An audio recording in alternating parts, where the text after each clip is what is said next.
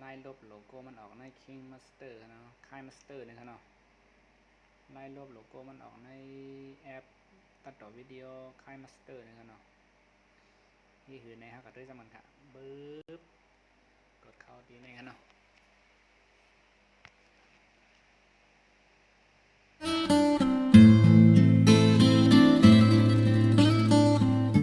แล้วก็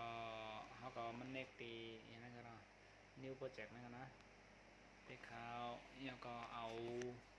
ขนาดของวิดีโอที่เขาเดตัดต่อเนี่ยเขาจะได้เอาเพราะอยากให้มันมีโลโก้ในเขาจะได้ใช้ต่อยกัน2แอปค่ะนะจะได้ใช้ต่อยกัน2แอปตัดต่อได้เขาได้ตัดต่อใน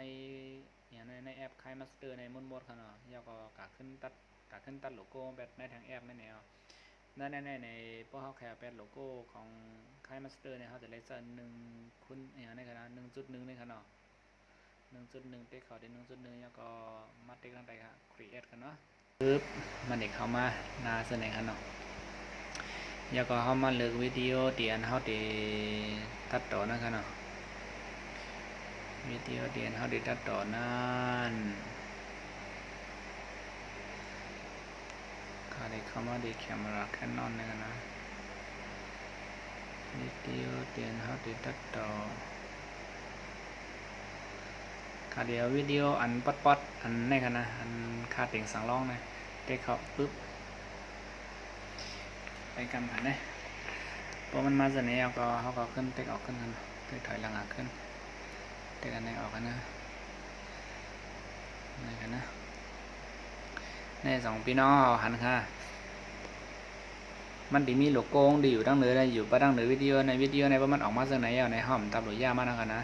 cái dòngมันสีแล้วก็เขาเคยเตรียมดีเคยใส่โลโก้มันกว่าซื้อแทนก็เขาก็แต่งกว่านั่นค่ะเนาะเขาได้แต่งในเพิ่งแต่งค่ะนะก็กับพี่น้องเขาอย่าไปใส่มาใส่ดีล้ำๆเลยค่ะนะให้มันใส่ให้มันแมนซื้อวิดีโอกับเขาติดกัดตัดเอานั่นค่ะเนาะมันจึงว่าใส่โลโก้มันจึงห่างมันในค่ะแล้วนะเขาได้เฮ็ดนี้หน่อยแค่ห่างโลโก้มันจึงอยู่ไหนมันจึงคาเดียวในให้โลโก้ในขนาดเพิ่งแต่งค่ะนะอันนี้แค่พังคาคาเดมัดตัดขอบคาเดมัดตัดปืนหลังแบบกันเนาะเต็กแต้วตั้งแต่สุดๆที่อันเป็นแต้วในกลางเลยค่ะนะแต้วตั้งแต่สุดๆแล้วก็ในกลางลบสีปืนหลังขนาดเนาะประกำค่ะนะโอเคออกมาเอา complete นั่นมันซึ่งว่าอันนี้เป็นโลโก้ของคาในค่ะแล้วเนาะคายุกตัวอย่างคาเปิงแต้งค่ะเนาะอันนี้เป็นโลโก้ของคาในก็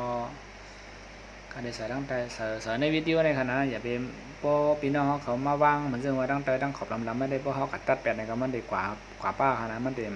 หาเนาะขนาดก็บ่เขาได้กัดตัดวิดีโออะไรให้ทำตัดป้าขอบขนาดนี่ก็ใส่ที่วิดีโอนี่นะก็เรียกลงได้ที่หานึ่งป้อนนี้เดี๋ยวดีมันซึ่งว่าโลโก้ในพวกเขาแค่ให้มันชุดจำวิดีโอเนี่ยก็เขาก็จัดยาวๆเนี่ยเนาะอันนี้ก็ใครในคนแต่งไงพยากรตัวเล็กมัน1 2 สิ่งนะครับใครเต็มเจอเนี่ยก็เต็มเขาเรียกว่า3ตัวเนี่ยนะเขาเรียกเฮ็ดนี้ค่ะเนาะ3ตัววิ3ตัวปึ๊บประกำค่ะนะตัวเล็กนะครับใครแต่งเจอก็แต่งทั้งห้างนอกค่ะนะนี่ค่ะเนาะมันจะเขาได้แต่งเขาได้เฮ็ดนี้จะได้แค่ค่ะนะเขาได้ลองเฮ็ดกันด้วยนะมันจะว่า3ตัวนี่ค่ะเนาะthì quay sáng loang rồi sáng xíu vậy đi bên nó khai tem là nó khai đây thì tem mà trăm tôi này hả nè thì bên này hả nào bây giờ bên nào anh nó khai hết anh nó khai sở anh nó khai tem anh nó khai lát cho nênมันเข้มđẹp mốt giờเพราะว่าnày có take the video ini kan nào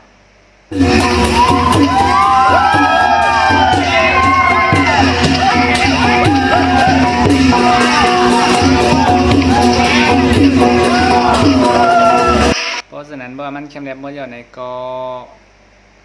อันเฮาใครเฮ็ดใครสั่งมันขนาดเนาะอันเฮาโหลดเฮ็ดโหลดแต่งเพราะนั้นอย่ามัวเราเนี่ยเฮาก็เจ็คซิมกันเนาะมันซึ่งตัดต่อ MV เพลง2 สิ่งอะไรก็เพราะว่ามันเข้มแลบหมดแล้วเนี่ยก็เฮาก็เจ็คซิมกันเนาะ ตึ๊บอันนั้นเล็กซิมค่ะนะปึ๊บบึ๊บ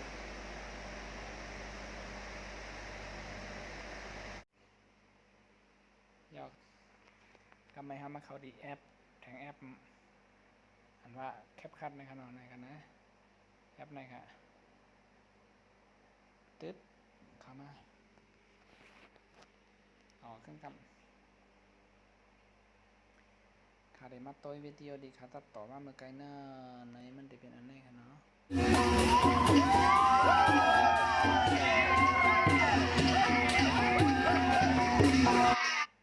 เอากว่าลบออกทีนี้เพราะว่าเขาเด็ดซักเขามาใหม่ๆเด็ดซักหลุดแอปมาใหม่ๆในคาคาราเมลดีเลยนะเขาดีทางอันนี้เป็นนี่ในทางหมักล่อนะครับเนาะรูปพันเพืองนะครับนะเทคเขาปื๊บเขาเด็ดซักหลุดมาใหม่ๆที่นี่ตีเตี้ยวใหม่2นะครับเนาะที่ตั้งใจภาษาของแอปนะครับนะมันเด็ดเปิดไว้เสนอเพราะมันเปิดไว้เสนอมันเด็มีบ้านโลโก้มันครับนะก็เพราะฉะนั้นแอปอันนั้นเจ้าของจะดีนะยาก็เขาใครปิกแปดไหนเพราะเขาใครมันมีบ้านโลโก้นะเขาก็มาปิกแปดครับเนาะปึ๊บแล้วก็ปิกแปดไหนปิกแปดไหนก็โอเคครับมีอ่ะก็ไม่ให้มาเขาดีโปรเจกต์ไหมนะครับเนาะเดี๋ยววิดีโอมันก็มาตัดออกเทควิดีโอเขาเดี๋ยวมันตัดออกนะปึ๊บนี่มันอีกเข้ามาเสนอนะเพราะมันเข้ามาเสนอเขาก็เลื่อนด้วยเพราะมันเข้ามาในเขาเข้ามาดีทางจิ้มให้ในขณะทางกันไกลในขณะที่เขาได้ว่าแก้ไขในขณะเนาะเทคเขามาดีแก้ไขนะปึ๊บแล้วก็เลื่อนกว่านั้นนะเลื่อนถอยหลังเนาะเลื่อนมามันดีมีว่าแก้ไขในทางกั้มค่ะนะเทคเขาได้แก้ไขนะครับปึ๊บแล้วก็มันได้ออกมาทาง3อันได้ค่ะเนาะตาอันเป็นมุนตาอันเป็นภาพสะท้อนกระจกเงานะคะเนาะแต่งอันก็ขอบตัดในฮอตเทคเขาได้ขอบตัดนะคะอันเต้ากำลังสุดเลยค่ะนะเต้าดังขวามือสุดๆเลยค่ะเนาะเต้เขาได้เนี่ยขอบตัดได้ขอบปึ๊บก็ไม่มันดีมากจะไหนค่ะนะมันดีหน้าตามันเดี๋ยวมันจะไหนตีเลือกข้างในค่ะนะเอาเดินได้วิธีอะไรกันเดี๋ยวมาจะไหนพอเสร็จลงในยูทูบเลยพันโป้งนั้นมันจะได้เป็น16.9ค่ะเนาะเขาก็มันเต็กตี16.9นะครับปึ๊บมันเดี๋ยวออกมาจะไหนค่ะเนาะแล้วก็เต็กคิดถูกค่ะปึ๊บนี่มันเดี๋ยวออกมาจะไหนค่ะนะมันเดี๋ยวเป็นไหนไว้จีนในพี่น้องเขาอย่าไปเฮี้ยงมันแท้ขนาดอย่าไปยุ่งมันอ่ะมันเดี๋ยวมีขอบเขียวๆเย็นขนาดพี่น้องหันเขาก็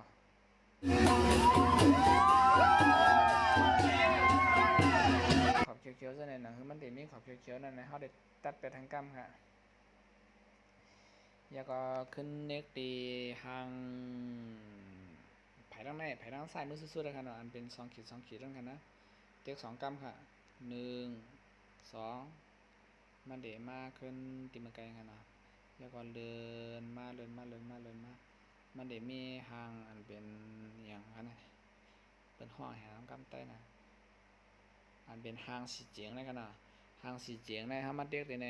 อันภาษาไทยเขาได้ว่าอัตราส่วนได้กันนะเรียกเขาได้เนี่ยปึ๊บเรียกเขาได้ในทางกำแล้วก็ห้ามมาเลือกขนาดมันทางกำขนาดอันเดี๋ยวลงใน YouTube ในเป็น16.9นะขนาดเนาะเขาก็เต็ก16.9นะครับปึ๊บแล้วก็เต็กถูกทางกำปึ๊บ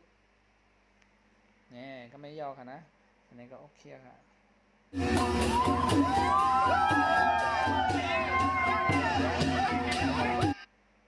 ทำไมทำมาซิมปึ๊บเนี่ยไปกำโอเคเข้มแล้ว